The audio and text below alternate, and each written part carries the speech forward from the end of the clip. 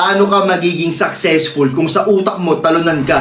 Okay, usapang law of attraction. Bago mo makuha yung isang bagay, sa utak mo pa lang dapat nakuha mo na siya. Dapat sa utak mo pa lang na-visualize mo na nakuha mo na siya. For example, gusto mong magkaroon ng kotse, ng bahay, ng madaming pera. Dapat sa utak mo pa lang na-visualize mo na meron ka nung mga bagay na yun. Dapat na-visualize mo na magkakaroon ka ng madaming pera, magkakaroon ka ng kotse, ng bahay, or kung ano mang pangarap mo. May isang quote nga what the mind can conceive and believe, the mind can achieve.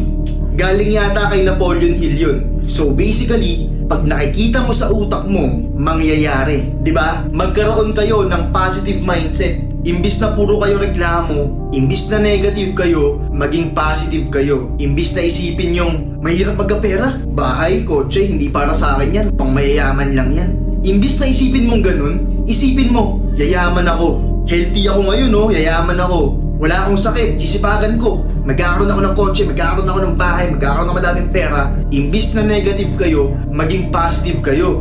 At imbis na puro kayo reklamo, maging grateful kayo, 'di ba? Yung iba sa inyo puro reklamo, hirap mabuhay, 'di ba? Pangit ang buhay ko. Yung iba sa inyo puro reklamo. Ba't hindi kayo maging grateful?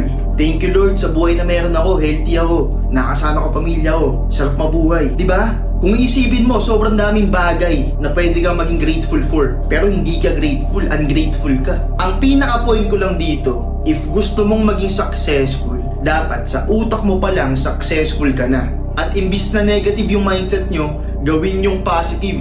Imbis na puro kayo reklamo, maging grateful kayo at ibibless kayo ng universe. Lagi nating galingan mga G.